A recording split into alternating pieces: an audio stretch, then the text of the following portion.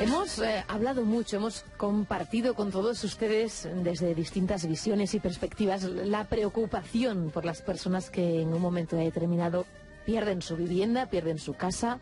Hoy nos queremos quedar en el paso previo, nos queremos situarnos en ese momento en el que una familia, una persona empieza a notar que han cambiado elementos a su alrededor, se han quedado en paro, le han bajado el sueldo y ve que no le llega, que no puede pagar la hipoteca. ¿Qué puede hacer ante esta situación? Lo queremos consultar con Antonio Sáez, que es licenciado en Derecho y MBA por el Instituto de Empresa de Madrid. Hola Antonio, buenos días. Hola, buenos días.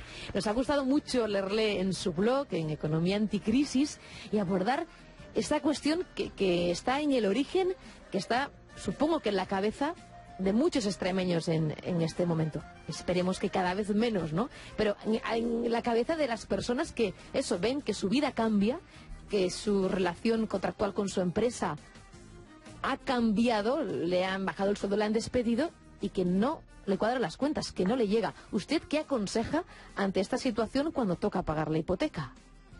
Bueno, pues en principio muy buenos días a todos los oyentes y como bien comentaba en el blog del hoy.es, lo primero es valorar internamente la situación en la que nos encontramos. Valorar si esa incapacidad es temporal o es definitiva. Es decir, que es una suspensión temporal de empleo, pues vamos a tener un plazo a partir del cual vamos a recuperar nuestra capacidad de pago que teníamos antes de esa situación. Y desde luego, en el momento que nosotros vemos disminuir nuestros ingresos, no debemos quedarnos en casa a esperar a ver qué pasa, o a ver si el banco se olvida de esa cuota que ha quedado pendiente. ¿Y puede hacernos perder derechos sobre esa casa, el hecho de dejar de pagar algún mes? Vamos a ver, legalmente, a partir de que se produce el primer incumplimiento, sí, a partir de ese momento se puede solicitar por una de las partes la resolución del contrato. Entonces, a partir de ese momento se podría incluso llegar a esta situación. Pero bueno, ningún banco lo hace, porque es ilógico. El banco, el objetivo de los bancos no es tener pisos. El objetivo de los bancos es dar préstamos y cobrar sus intereses porque ese es su negocio, no es otro. Por lo tanto, lo que en ese momento hará el banco es empezar a llamar por teléfono y a requerirle que vaya realizando los pagos.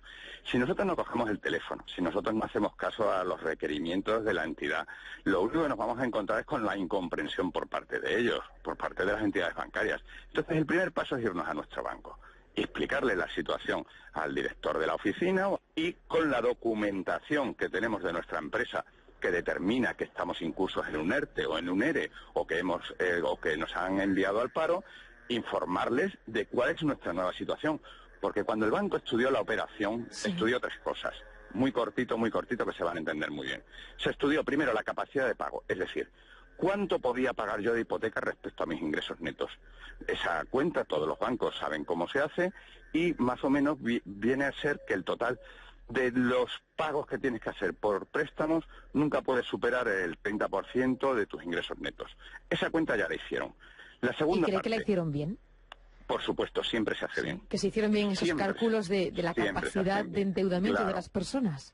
Claro, pero es que las entidades bancarias tampoco tienen la bolita mágica. Es decir, si yo hace 3 años tenía un contrato indefinido y por lo tanto, como su propia palabra indica, iba a ser indefinido. Y si con ese contrato y los ingresos que tenía por esas nóminas cubrían la totalidad de mis necesidades a nivel de obligaciones de préstamos, pues chicos, es que esa era la situación. Es decir, no podía prever el banco que a los 2 o 3 años tu empresa te fuera a echar. Sobre esos parámetros estudia la operación. En el momento digamos que lo analizaban, siendo optimistas, pensando que, porque un indefinido es una persona a la que cuesta X cantidad de dinero despedir, no significa que tenga un empleo de por vida. Efectivamente. Digamos que pensaban en positivo. Exacto, pero no es un planteamiento tampoco optimista ni pesimista, es un planteamiento objetivo. Esta persona lleva 10 años trabajando en esta empresa, tiene un contrato indefinido, la empresa es estable y por lo tanto no tenemos por qué pensar que va a pasarle nada. Entre otras cosas, los bancos cobran intereses porque se llaman operaciones de riesgo. Si no fueran operaciones de riesgo no serían préstamos bancarios, sería otra cosa. Bien. Por lo tanto, el banco asume el riesgo controlado de que a esa persona le pueda pasar algo. Por eso cobran los intereses. Vale. Y por eso en su momento estudiaron la capacidad de pago de la persona que se endeudaba con ellos. Exactamente, vale. efectivamente. ¿Qué más estudiaban, Antonio? Y estudiaban las garantías. Es decir, todos sabemos, todos porque por suerte o por desgracia casi todos tenemos nuestra hipoteca, todos sabemos que había una cosa que se llama la tasación. Y entonces una empresa independiente, habitualmente contratada o acordada por el banco, visitaba tu casa y de acuerdo, aquí es donde radica el principal problema de todas las valoraciones de los inmuebles, de todas las valoraciones inmobiliarias. A partir de la situación del mercado, del precio real de mercado, valoraban nuestra vivienda. Y sobre esa valoración, el banco, unos u otros, dependiendo cada banco daba unos porcentajes, establecía, bueno, pues yo te voy a conceder el 80% del valor de tasación de tu vivienda.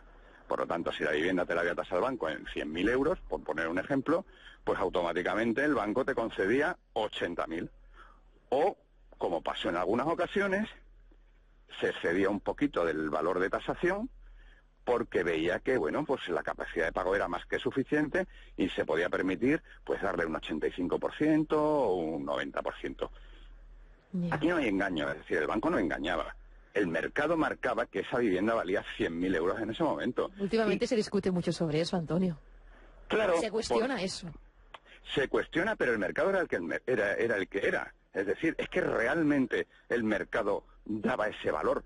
Yo no digo que no podemos afirmar que lo valiera, pero sí que estaba cuantificado en ese valor. No podemos que había un mercado dispuesto a pagar eso por ese tipo de casas. Claro. Vale. Efectivamente, porque, bueno, luego hablamos de la burbuja inmobiliaria. La burbuja inmobiliaria somos todos.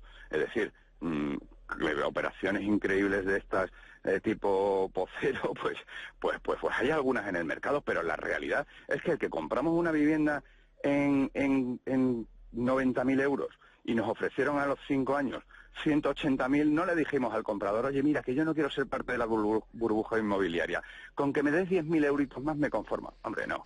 Todos hemos vendido todo lo que hemos podido. La burbuja somos todos. Y en el momento que nuestro valor de esa vivienda ya era de 180.000 euros, nosotros éramos parte de esa burbuja inmobiliaria, porque qué bien que cogíamos esos 90.000 euritos o esa duplicación del piso que habíamos vendido. Es decir, el mercado pagaba eso. ¿Y cree que todas las partes de la burbuja están pagando igual las consecuencias? No, siempre esto se rompe por el lado más débil. El lado más débil somos los ciudadanos y los clientes y una pobre clase media que estamos pagando unas consecuencias a nivel impositivo y a nivel laboral, bueno, pues que nos ha tocado porque alguien tiene que pagar este pato. Y ciertamente, pues los mecanismos que tiene el Estado y las entidades bancarias son unos y nosotros pues son otros, que es tratar siempre de buscar una solución a nuestra situación de incapacidad de pago.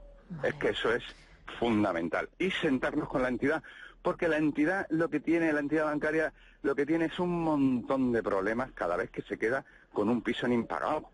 Piensen que es una dinámica, un mecanismo que sería algo complicadillo explicar así rápidamente, sí. Pero que en el caso en que una operación esté morosa, el banco tiene que dotar ese importe en el Banco de España, con lo cual el banco no quiere tener morosidad. Entonces, siempre vamos a encontrar una predisposición positiva de las entidades bancarias a tratar de negociar y renegociar hasta el infinito. Y Antonio, usted cuando una persona se sienta ahí a negociar con el banco, a exponerle su nueva situación, mi vida laboral ha cambiado, imaginemos, no me da el dinero para pagar la hipoteca, propone que hagamos, pues eso, propuestas concretas a nuestra entidad bancaria, que les podemos ofrecer que sea lo que menos nos perjudique como ciudadanos.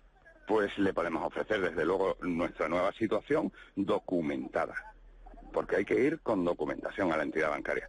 Mire usted, a mí me han disminuido mi sueldo en un 20% o en un 30%, mis gastos mensuales son estos, esto es lo que yo necesito para vivir, y como usted me estudió la operación del préstamo sobre un determinado importe neto que yo tenía libre al mes para pagar esto, ahora este importe ha disminuido, por lo tanto tenemos que acordar que también disminuya la cuota, y las opciones son diversas.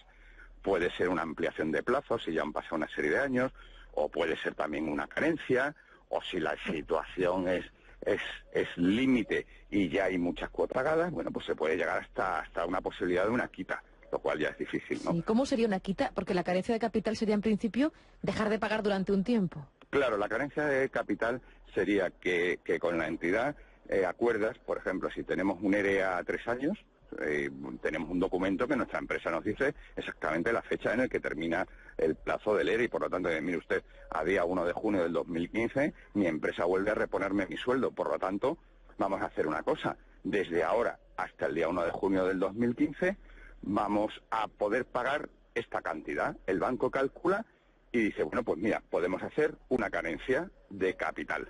Seguiremos pagando intereses, que el importe siempre será inferior, y bueno, podremos llegar a disminuir hasta un 50, un 60% la cuota mensual. Eso no quiere decir que desaparezcan, no nos confundamos.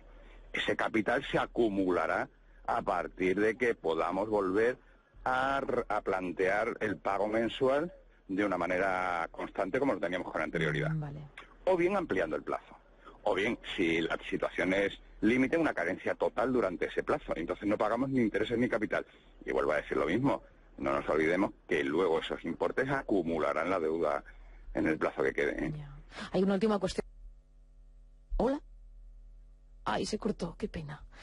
Y se nos caía la comunicación, pero ya está con nosotros. Esperamos esta última respuesta que nos parecía importante y si os parece comentamos. Me parece muy bien, que es lo más importante para la gente que no tiene trabajo, que le dé la respuesta el señor, ¿no? Sí, aquí está con nosotros, abuelas. Antonio, bienvenido de nuevo. Sí, la tecnología. Sí, qué pena, que se nos caía, pero bueno, siempre podemos retomar. Nada, le planteaba esto, no sé si llegó a escuchar la pregunta. Pues, no, dime. Le plantea, enfrente esta negociación a solas, con la persona que sea de su entidad bancaria, o que vaya con un abogado, con alguien que le pueda ir asesorando allí en ese momento sobre la marcha en plena negociación. ¿Qué aconseja usted, Antonio? Mire, tenemos un planteamiento respecto a los bancos que parece que son nuestros enemigos, porque efectivamente es nuestro principal problema como ciudadanos pagar todas nuestras cuotas mensuales de nuestros préstamos y todos pagar nuestros recibos. En el banco hay personas que enfrente que tienen las mismas hipotecas, los mismos recibos y los mismos problemas. Lo primero que tenemos que hacer es ir tranquilamente a hablar a nuestra entidad bancaria, que vamos a encontrar seguro en la entidad que sea una persona dispuesta a dialogar y dispuesta a buscar soluciones. Ahora bien, en el caso de que nosotros lleguemos a esa entidad y nos encontremos que no nos dan ninguna solución, que no quieren escucharnos o que no quieren saber nada de nosotros, cosa que es prácticamente imposible, porque le vuelvo a repetir, el negocio del banco es prestar dinero y que se lo paguen, no conseguir pisos. Sí, y aparte de la desconfianza está la cuestión de entender los términos, es decir, de conceptos. A veces hay productos bancarios que es como que le planteaba esta cuestión de un posible asesoramiento allí en directo por una cuestión de saber que estamos firmando, no tanto, bueno, que puede haber de todo, confiar en que estamos firmando y por otro lado eso, entender las condiciones del producto. No sé, Antonio. Claro, pero bueno, eso depende de la capacidad de cada uno que entienda una operación que en realidad no deja de ser relativamente simple. Mire usted, yo le bajo la cuota porque le amplío el plazo, por lo tanto vamos al notario a hacer una innovación del plazo. El notario está para salvaguardar los intereses de los contratantes, y por lo tanto, y de los que en este caso, de los que realizan la modificación contractual. Entonces, claro, digamos que hay una garantía legal en el sentido de que nadie nos va a poner un contrato por delante que atente a las mínimas normas legales establecidas de salvaguarda de los derechos del consumidor. Entonces, lo que tenemos que hacer es tranquilamente irnos a hablar con nuestra entidad, pero algo que es muy importante, nosotros le tenemos que demostrar a nuestra entidad que tenemos intención de pago, es decir, que no estamos escurriendo el bulto, que tenemos un problema y que estamos deseosos de resolverlo. Eso es lo que tenemos que demostrarle, porque de lo contrario, entonces sí tomarán otras medidas. Vale, tomamos nota, Antonio. Pues Antonio Sáez, muchísimas gracias por respondernos de nuevo. Ha sido muy amable. Nada, muchísimas gracias a vosotros y que bueno, que todos nuestros ciudadanos y todos nosotros pasemos cuanto antes esta crisis que parece que no se acaba nunca. Y que seamos lo suficientemente fuertes de espíritu para aguantar que siempre hay una luz al final del túnel. Gracias por el mensaje esperanzador. Antonio, un abrazo. Un abrazo, buenos días. Ay, abuelas, ¿cómo lo veis vosotras? Que sé que empatizáis, que os ponéis siempre en lugar de las personas que imaginamos. Le doy las gracias a ti, señor, por lo último que ha dicho, que es un consuelo que haya dicho que haya dicho esas palabras, de verdad. Que No falta sé, hace. A mí también me parece que sus palabras son de ánimo, son Ánimo, como un sí. bálsamo para la gente.